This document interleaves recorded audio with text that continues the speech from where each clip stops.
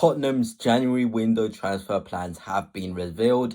And if we are to go off reports, things are looking good for Tottenham. So we're going to be talking about that. But of course, if you are new here, please hit the subscribe button, hit the like button too. It'll be greatly appreciated. And of course, Tottenham, they need signings. There is no question about it.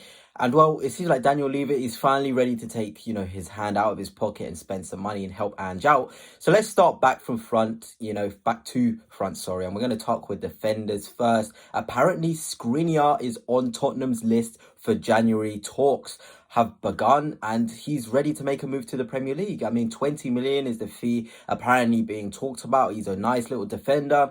I feel like he's got the experience. I know Tottenham are looking for a defender with a lot of experience. And Skriniar, for me, he's an experienced defender. He's quality. He's good on the ball. He can hold the high line as well. We saw him at Inter Milan where he probably played his best football, part of their team. I think he helped them win a title as well. So he's got that winning mentality that Spurs need. And of course, they play Liverpool soon in the Carabao Cup semi-final, probably their biggest game of the season. They need to win that. They cannot go into those games against Liverpool with Archie Gray and Yves Bissouma at centre-half. That is just absolutely ridiculous. So someone like Skriniar would be a fantastic signing, and I really, really do think he could fit Ange Ball and he'd be able to be the nice blend of experience, but then also help nurture those younger centre-halves. The Van der Vens, he can still learn stuff, Romero as well, having a cooler head in Skriniar. He's not the most rash defender. He's a bit more composed, a bit more calm. He knows how to time his tackles. I think that's what Tottenham certainly need at the back. But that's not it. There's another younger centre-half Tottenham are looking at, 20 years old, and his name is Kusanov,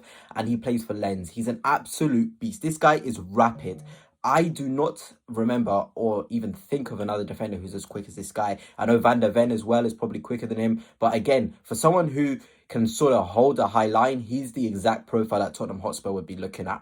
Certainly for me, one of the quickest players in League R, one of the most composed players on the ball. I feel like in 5 years, this guy will probably be £100 million worth, playing for Brighton. And people will be like, why didn't anyone pick him up? So I feel Spurs definitely need to go and get this guy. I think 30 million is what Lens would like. And it is a deal I would certainly want to go for, 100% a deal you want to be going for, He seems like he's definitely got a massive future ahead of him. The underlying stats don't lie either. He's really, really solid. He's helped Lens a lot this season. He's got a bit of Champions League experience as well. So he has the blend of youth and experience at the same time. And of course, if Spurs were to be able to get him and Skriniar into the squad, then it would be absolutely incredible. It would be the best thing possible for Spurs. And then you've got a nice little cohort of defenders. You've got Kusanov, Van der Ven, Romero, Skriniar. You've got, Dragusin as well. 5 centre-halves with both quality, experience, and they're players who are able to learn the Ange system. All those players, I feel like they will definitely be able to fit into Ange's way of playing, and Spurs won't have to worry about putting Archie Gray at centre-half,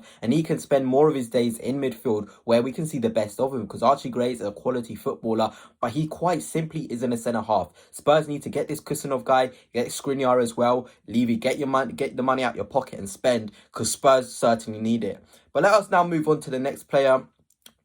I like him a lot. Cardosa of Real Betis. Spurs already have a matching rights thing where they can buy him for around 25 million at the end of the season. But apparently they're ready to go for him in January and advance this deal.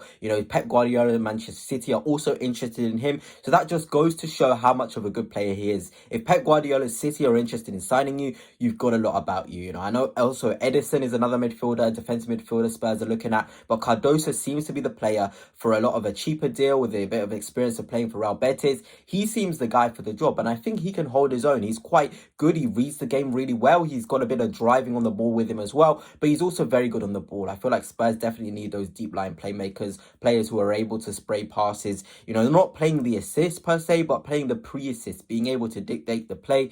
Bissouma's great in his ways, but I don't feel like he's the DM to take Spurs to that very, very next level, and that's me being absolutely honest with you. He's a great player, Bissouma, probably a great rotation option again, but as the starting DM for Spurs, certainly not for me. I definitely feel like someone like Cardosa, Edison, these names are what Spurs certainly for me need to be going for. And then we go into the attacking sort of side of things. I've seen stuff like Marcus Rashford being a player Spurs are somewhat interested in, although Ange did shut down those rumours. Spurs looking at a deal, but I feel like that's the same with most teams really. Rashford seems to be available in January, so he's a player, ordinarily Premier League teams are going to be looking at, but he'll probably go abroad. And then we're looking at the Ezes of this world. Eze's not had the best season, so probably the best time to get a cut deal on him. And I feel like he's probably ready to make that next step. I feel like Palace now isn't really where he wants to be at 26 now. Someone like Spurs could probably help him to spur his career on. And I hope he does probably make that move to Spurs. Maybe not in January, but at the end of the season. But it's without a doubt that Spurs need attacking reinforcements. They need midfield reinforcements, need defensive reinforcements. And unfortunately, it doesn't seem like a goalkeeper is high on the agenda, which probably makes sense. You know, January is a hard window to spend money. But if you're looking at the options, like I've said, Skriniar, Kusanov, you know, looking at Cardoso as well, the defensive midfield role, those would be three really nice signings to make in the January window. Then in the summer, you go and splurge attacking money on the Ezes of this world, and you create players who can come into the squad, be rotation options, but also be players who can start games, win games, and really, really help Spurs when the fixtures get really congested. But let me know, Tottenham fans, what's your thoughts? Who do you want to see Ange going for? Do you feel like Ange is still the man for the job? Because I've also seen rumours about Adam Terzic being a manager that Spurs want to bring in. He got Dortmund to a Champions League final, but again, I don't feel like changing a manager is what Spurs need right now. This sort of run Spurs are on of loss, draw, loss, win, whatever.